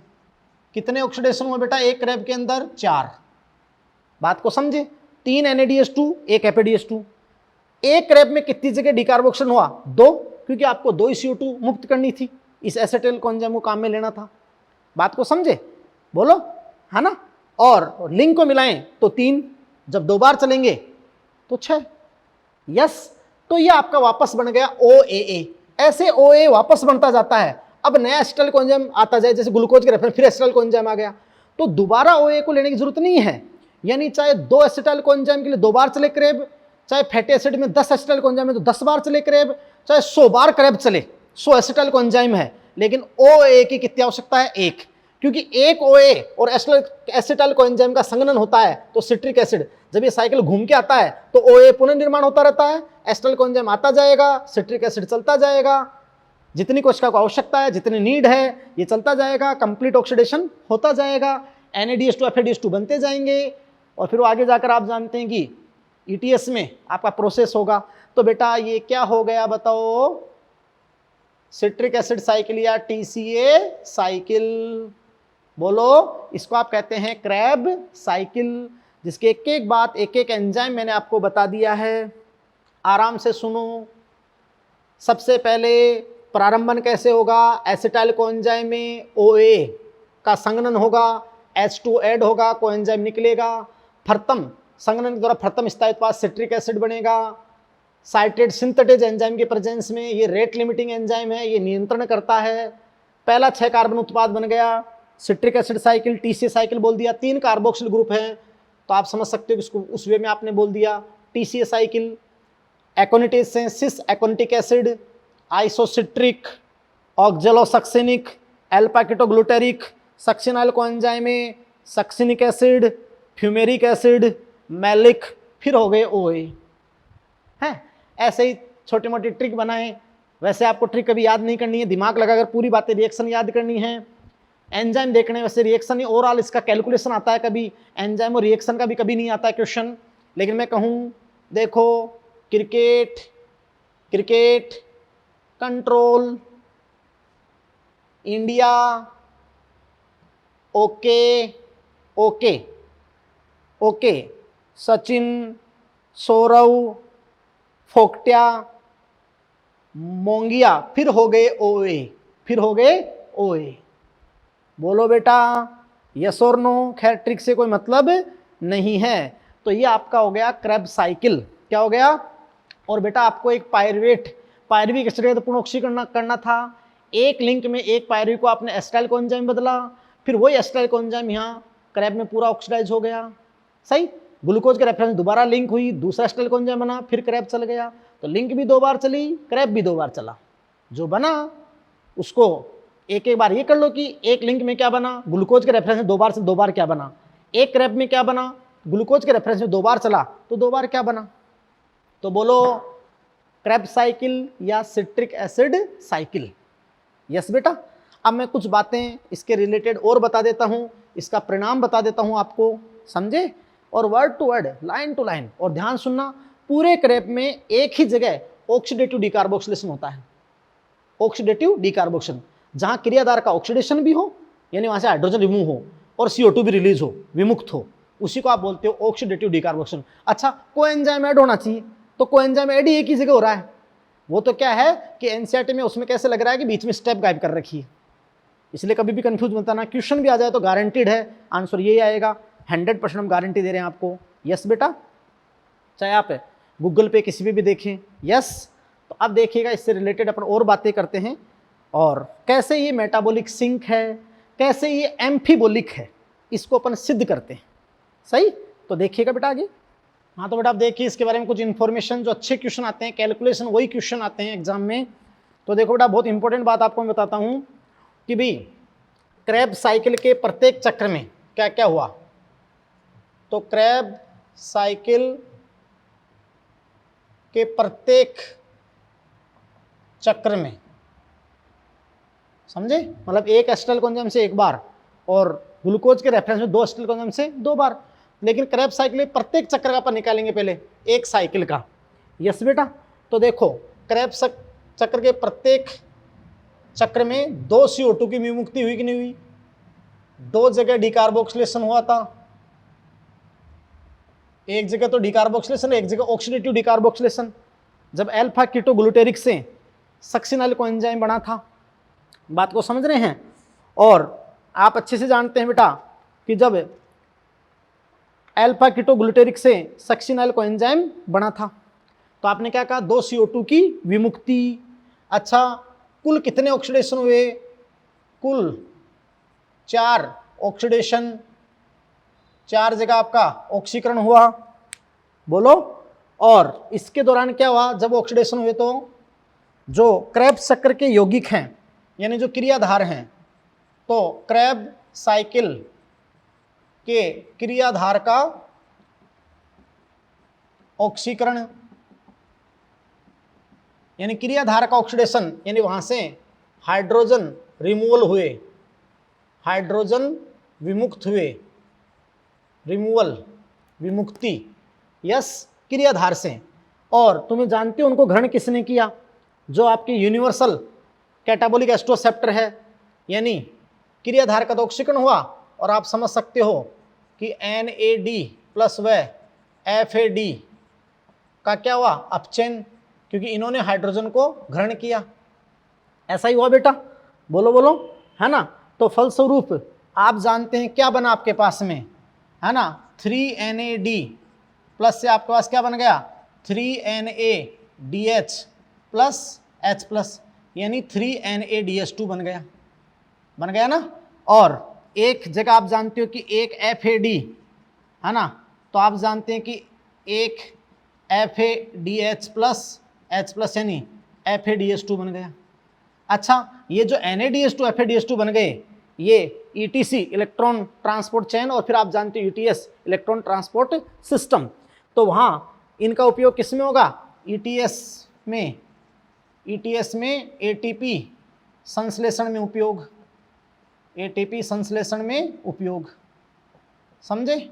अच्छा, ये मैंने आपको पहले ही बता दिया था कि भी ETS के थ्रू एक NADH प्लस H+ कितने आप जानते हैं कि ATP के तुल्य एनर्जी 3 ATP ETS में, और एक FADH प्लस H+ वहाँ सिद्ध कर देंगे भाई। क्यों? तो आप जानते हैं कि 2 ATP, कितना ATP? 2 ATP। बोलो बोलो। अच्छा, अब आप जानते हो कि आप निकालोगे क्रैब साइकिल में ATP तुल्यांक, क्रैब साइकिल में ATP तुल्यांक, कितने ATP तुल्यांक आए? तो दिमाग लगाना, कितने NADH2 बने? 3।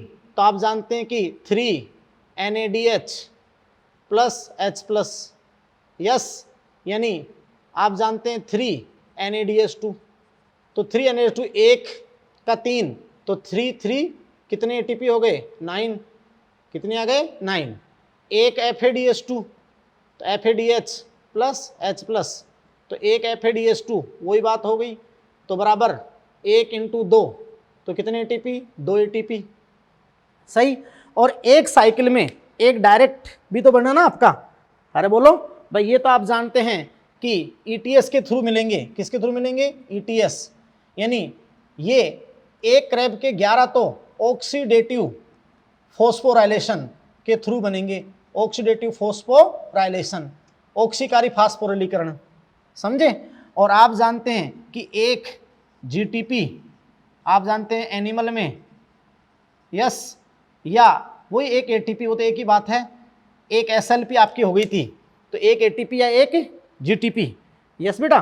तो आप समझ सकते हैं कि 1 × 1 मतलब कितना? 1 SLP direct substrate level phosphorylation. तो एक क्रैब साइकिल में एक डायरेक्ट, तो 9 और 2 11, तो टोटल ATP कितनी होगी? एक क्रैब साइकिल में टोटल ATP 12। अच्छा, क्वेश्चन ऐसे पूछ लिया जाए कि एक क्रैब साइकिल में, एक एसिटिल कोएंजाइम से एक क्रैब साइकिल में कितने ATP के तुल्य एनर्जी? तो 12। अच्छा, ऐसा पूछ लिया जाए कि एक क्रैब साइकिल में ETS के थ्रू, ऑक्सीडेटिव फास्फोराइलेशन के थ्रू कितना? 9 और 2 11, यानी NADH FADH के थ्रू, और एक डायरेक्ट कितना? एक में 1, तो टोटल कितने हो गए? 12 हो गए ना 12 बेटा। अच्छा, आराम से आ जाए, पूरी कैलकुलेशन बताऊंगा मैं आपको। अब ध्यान दीजिएगा कि बताओ ग्लूकोज के संदर्भ में कितनी बार चलेगा? तो ग्लूकोज के संदर्भ में क्रैब साइकिल 2 बार चलेगा, 2 टाइम्स, 2 बार चलेगा, 2 टर्न लेगा, क्योंकि 2 एसिटाइल कोएंजाइम होंगे 2 लिंक रिएक्शन से, तो 2 बार चलेगा। तो कितना ATP बनेगा? 24। वैसे पूछ लिया जाए तो 3 और 3 6 NADH2, तो 6 18, 2 FADH2, तो 2 दूनी 4, 18 और 4 22, तो 22 ऑक्सीडेटिव फास्फोराइलेशन से आएंगे 22, और एक साइकिल में एक डायरेक्ट, तो 2 साइकिल में 2 डायरेक्ट, तो 22 और 2 24, तो एक टर्न में 12, तो इन सबको डबल कर दो, तो 2 टर्न में कितने आ जाएंगे? 24, है ना, क्योंकि 6 NADH2 हो जाएंगे, तो 6 3 18, 2 FADH2 हो जाएंगे, 2 दूनी 4, तो 22 तो ETS के थ्रू, ऑक्सीडेटिव फास्फोराइलेशन के थ्रू, और 2 ATP या जो GTP है तो प्लस 2, तो टोटल कितने हो गए? 24। बोलो हो जाएंगे या नहीं हो जाएंगे? यही कैलकुलेशन है, दिमाग लगाओ बेटा। अब आ जाओ, अगर वायवीय शोषण हो तो ग्लाइकोलाइसिस में शुरू में 2 खर्च, तो 2 NADH2 6 और 4 डायरेक्ट 10 थे, तो 2 खर्च तो 8 है, और लिंक में 6, 2 NADH2 से 2 बार लिंक चलेगी ना, 6 8 और 6 14, 14 और 24 38। लेकिन वो तो कभी 36 देते हैं ना, वो सटल सिस्टम पे, कि वो कोशिका द्रव्य से जो ग्लाइकोलाइसिस NADH है वो किस रूप में माइटोकॉन्ड्रिया में आया है, तो उस दौरान अगर वो NADH से FADH बदल गया तब तो 2 ATP 2 से 2 3 और 3 6 से 2 और 2 4 हो जाएंगे ना, तो 2 कम हो जाएगी, और वो NADH का NADH रूप में आ गया, तब आप जानते हैं कि 6 की 6 तो 38 ही होगी। अच्छा, पूरे ओवरऑल वायवीय श्वसन में अगर ग्लूकोज का रेफरेंस लें तो दिमाग लगाओ कितने NADH2 बन गए, 2 NADH2 बने ग्लाइकोलाइसिस में, 2 NADH2 बने लिंक में, एक लिंक में एक, तो 2 लिंक में 2 और 6 तो 10 तो NADH2 बन गए, तो 10 तिया 3 तो कितने 30, 2 FADH2 तो 2 दूनी 2 4 34। और यार आप जानते हैं कि 4 SLP तो ग्लाइकोलाइसिस में और 2 बार में क्रैब में 2 SLP, तो टोटल कितनी 6 SLP हुई थी, तो 34 सर 6 40, लेकिन शुरू में 2 खर्च भी तो हुए थे ना, 40 - 2 38। कैसे भी आ जाओ यार कैलकुलेशन में आप, वो मैं आगे और भी बताऊंगा, समझे नहीं समझे। तो ये आपके क्रैब साइकिल के प्रत्येक चक्कर से आराम से मैंने आपको A to Z कैलकुलेशन निकाल दी है, बात को समझ रहे ना। और बेटा आराम से आप ध्यान रखो क्या क्या मतलब स्टेप वाइज क्या क्या खर्च हो रहा है, फिर आगे क्या क्या प्रोसेस में जा रहा है, कहाँ कहाँ क्या क्या बन रहा है, बस इतना सा ध्यान है। और ऑक्सीडेशन का तो 100% ध्यान रखना, जहाँ हाइड्रोजन रिमूव होते हैं, और एक डिकार्बोक्सिलेशन का ध्यान रखो, बस समझे नहीं समझे। और एक क्रैब के अंदर आप जानते हैं कि 2 CO2 विमुक्त होती है, ग्लूकोज के रेफरेंस में दें तो 4 और 2 आपकी लिंक में होगी तो 6 CO2 होगी ना। अरे बोलो आराम से। तो ये बात आपकी बिल्कुल परफेक्ट हुई, क्लियर है। अब सुनो, जैसे अपन ने कहा था कि क्रैब साइकिल की एम्फीबोलिक नेचर होती है, उभयधर्मी, तो वो भी मैं आपको समझा देता हूँ, और जब आगे टॉपिक पढ़ेंगे तो 100% वो सारी चीज़ें आपके क्लियर हो जाएगी। यस, तो देखिए अपन कैसे ये मेटाबॉलिक सिंक है और उसकी एम्फीबोलिक नेचर कैसे होती है, तो वो सिद्ध करेंगे। अब देखो आराम से सिद्ध करते हैं। एम्फीबोलिक नेचर उभयधर्मी प्रकृति, भाई मुख्यतः तो अपने बताया था कैटाबोलिक, क्योंकि जो क्रियाधार होते हैं उनका ऑक्सीडेशन होता जाता है, लेकिन वो जो कई मध्यवर्ती यौगिक बनते हैं, फिर वो कई रसायनों के संश्लेषण में प्रयुक्त होते हैं, तो फिर एनाबोलिक भी। तो अपन एक बहुत इंपॉर्टेंट बात कहते हैं कि क्रैब साइकिल जो है ना, क्रैब साइकिल वो कैटाबोलिक तथा एनाबोलिक घटनाओं का जंक्शन है ये। जैसे एक जंक्शन होते हैं ना, जहाँ हर तरह की रेलगाड़ी आती भी है, जाती भी है, रुकती भी है, सारी बातें हैं, तो ये कैटाबोलिक मेनली और एनाबोलिक घटनाओं का जंक्शन है। इसके मध्यवर्तियों से कई महत्वपूर्ण रसायनों का संश्लेषण होता है, इसलिए आप जानते हो एम्फीबोलिक नेचर है। यस, अच्छा ये मेटाबॉलिक सिंक भी है। तो मैंने क्या कहा था, श्वसनीय क्रियाधार अपन या तो कार्बोहाइड्रेट से पढ़ रहे हैं, चाहे फैट लें चाहे प्रोटीन लें, कुछ भी लें, क्रैब साइकिल होगा। अगर एरोबिक रेस्पिरेशन है ना, तो कोई भी श्वसनीय क्रियाधार हो ये होगा, अनिवार्य है, इसलिए आप मेटाबॉलिक सिंक भी कहते हो इसको। क्या कहते हो? मेटाबॉलिक सिंक, है ना बेटा। अभी और सिद्ध कर दूंगा मैं। अच्छा, इनसे घबराना मत कि जैसे मैंने 3 इसे एंटर कर दिया। मैंने ये कहा कि कोई भी क्रियाधार, चाहे कार्बोहाइड्रेट कोई भी श्वसनिक आधारित पदार्थ, रेस्पिरेटर, चाहे कार्बोहाइड्रेट हो, चाहे प्रोटीन हो, चाहे लिपिड हो, क्रैब साइकिल जो अपना चलता है ना, वो तो एक एसिडिल कोएंजाइम से एक चलेगा यार।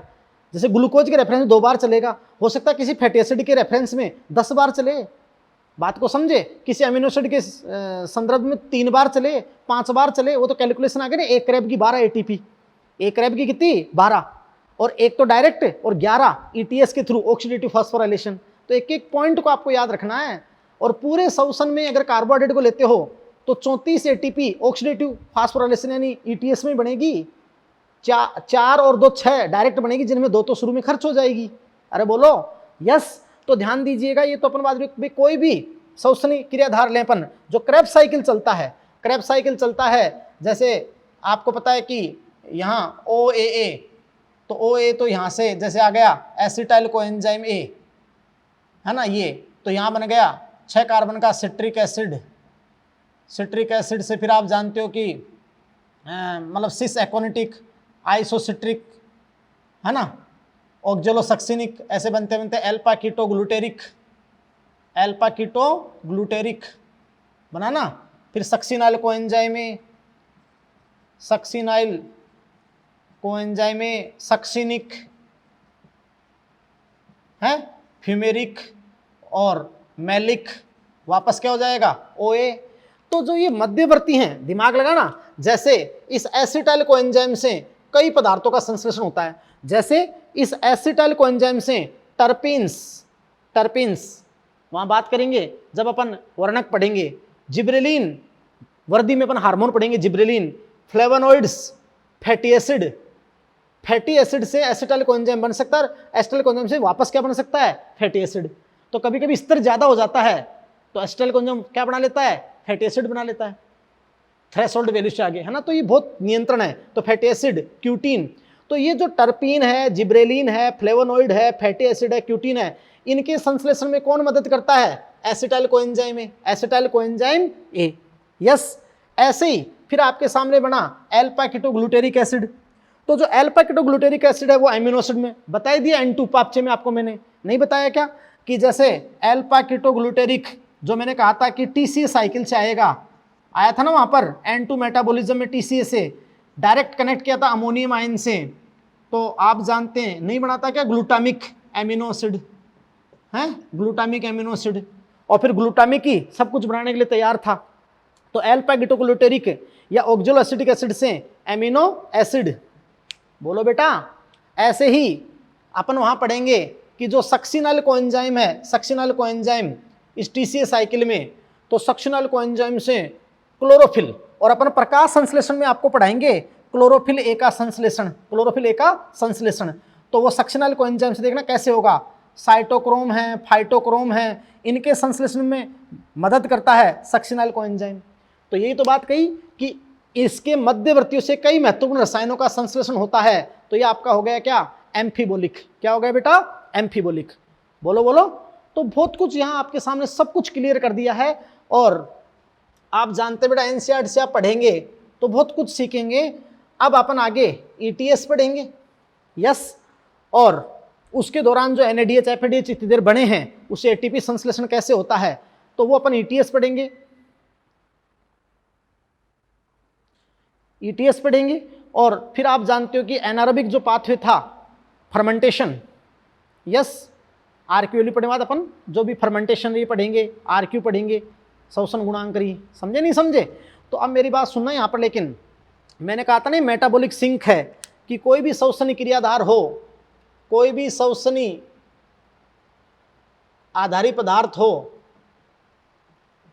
आप समझ सकते हैं कि क्रेब्स साइकिल होगा। यहाँ कुछ बातें समझाता हूं। जैसे आपने क्या लिया, कार्बोहाइड्रेट,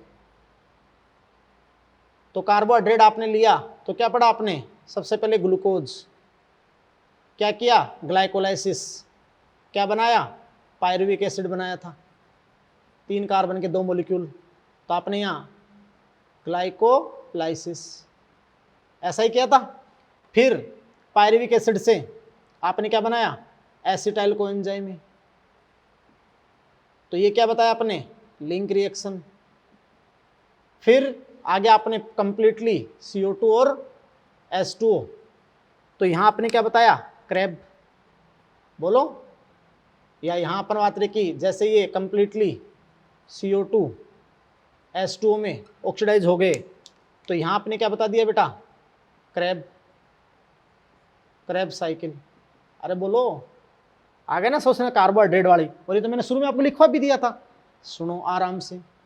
मान लो तुम फैट या लिपिड श्वसनी क्रियाधार के रूप में लेते हो, फैट या लिपिड, समझना आराम से। तो बेटा देखो, आप अगर फैट और लिपिड श्वसनी क्रियाधार के रूप में अगर आप लेते हैं तो भाई कैसे, सबसे पहले तो मैंने आपसे क्या कहा था कि फैट लिपिड का पाचन होगा, तो एक एंजाइम होता है लाइपेज। कौन सा होता है, लाइपेज। पाचन होगा तो यहाँ 2 चीज बन सकती है, ग्लिसरॉल भी बन सकता है, ग्लिसरॉल, और बन सकते हैं फैटी एसिड, वसी अम्ल। ये तो आप जूलॉजी में पाचन में पढ़ते हो ना कि वसा का लाइपेज से, है ना, तो ग्लिसरॉल या फैटी एसिड। बोलो बेटा, मैं समझा रहा हूं आपको दिमाग में लगाने के लिए। अब सुनो, देखो कि यहां अगर ग्लिसरॉल बनेगा तो ग्लिसरॉल से तो क्या बन जाएगा, PGL। अब जितने PGL बनेंगे उतनी टाइम रिएक्शन, ग्लूकोज से 2 बने थे तो 2 बार चल गया था ना आगे का सारा प्रक्रम, यहाँ PGL बन गया, तो PGL का फिर ग्लाइकोलाइसिस हुआ, इस पथ में जा सकता है। तो आप जानते हैं कि पायरुविक एसिड है, और पायरुविक एसिड से लिंक रिएक्शन हुई तो एसिटाइल कोएंजाइम है। अब वो तो जितने PGL उतनी पायरुविक एसिड, और फिर आप जानते हैं कि उतनी लिंक से आपका क्या बन गया, मतलब एसिटाइल कोएंजाइम। और लिंक के बाद में आपका क्या चलेगा, यहाँ पर जितने एसिटाइल कोएंजाइम हैं तो क्रैब साइकिल, और क्रेब्स साइकिल द्वारा आपका क्या बन जाएगा, CO2 और H2। तो एक तो ये पाथ हो सकता है। अच्छा, अगर मान लो फैटी एसिड बन गए तो फैटी एसिड का डायरेक्ट क्या होता है, बीटा ऑक्सीडेशन होता है। मैं ATP कैलकुलेशन भी बता दूंगा। वसाओं का बीटा ऑक्सीडेशन, वसाओं का माइटोकॉन्ड्रिया होता है ना बीटा ऑक्सीडेशन, तो वसीय अम्लों का बीटा ऑक्सीडेशन होता है। वसीय अम्लों का बीटा ऑक्सीडेशन डायरेक्ट आपका क्या बनता है, एसिटाइल कोएंजाइम है ना बेटा। तो वसाओं का बीटा ऑक्सीडेशन होता है, तो बीटा ऑक्सीडेशन से डायरेक्ट क्या बनता है, एसिटाइल कोएंजाइम। और मैं समझा दूं कि वसीय अम्ल में जितने कार्बन हैं, मान लो एक वसीय अम्ल है जिसके अंदर 8 कार्बन है या 16 कार्बन है, सॉरी एक वसीय अम्ल है जैसे मान लो उसमें 16 कार्बन है पाल्मिटिक में, है ना, आप पढ़ लेना चाहिए बायोमोलिक्यूल में, या स्टीरिक एसिड में 18 कार्बन है। तो जितने कार्बन के आधे फैटी एसिड बनते हैं, सॉरी आधे आपके फैटी एसिड बनते हैं, सॉरी फैटी एसिड के बीटा ऑक्सीडेशन से आधे आपके एसिटाइल कोएंजाइम बनते हैं। मान लो वसीय अम्ल में 18 कार्बन है तो 9 एसिटाइल कोएंजाइम बन जाएंगे, तो 9 बार क्रेब्स साइकिल चलेगा। मैं ATP कैलकुलेशन भी बताऊंगा आगे जाकर, बात को समझे। अब एसिटाइल कोएंजाइम बन गया तो सीधा क्या चल गया, क्रेब। तो देखो कोई सा ही पता है, कोई सा भी पता है, आप समझ रहे हैं कि क्रेब तो होगा ही होगा, क्रेब तो होगा ही होगा। और क्रेब चलेगा तब उसका पूर्ण ऑक्सीकरण होगा। अब दिमाग लगाओ यार, यहाँ ग्लूकोज के रेफरेंस में 2 एसिटाइल कोएंजाइम बने थे भाई। फैटी एसिड का बीटा ऑक्सीडेशन होगा तो जितने फैटी एसिड में कार्बन है, कार्बन मान लो n संख्या है तो n/2, ये मैं समझाऊंगा आगे। कार्बन की संख्या में आधे नंबर में आपका एसिटाइल कोएंजाइम, जितने एसिटाइल कोएंजाइम बनेंगे उतनी बार क्रेब चलेगा। तो ये आपने क्या ले लिया, सवसनी आधारित पदार्थ के रूप में फैट या लिपिड, तो भी क्रेब चला ना, यस। और एक लास्ट में चार्ट बनाऊंगा यार वो सिंक का, कि कैसे देखो कहाँ कहाँ से आ सकता है लिपिड, प्रोटीन या फिर कार्बोहाइड्रेट। वो एनसीईआरटी में दे भी रखा है, लेकिन अभी तो मैं आपको केवल ये पाथवे बता रहा हूँ, समझे।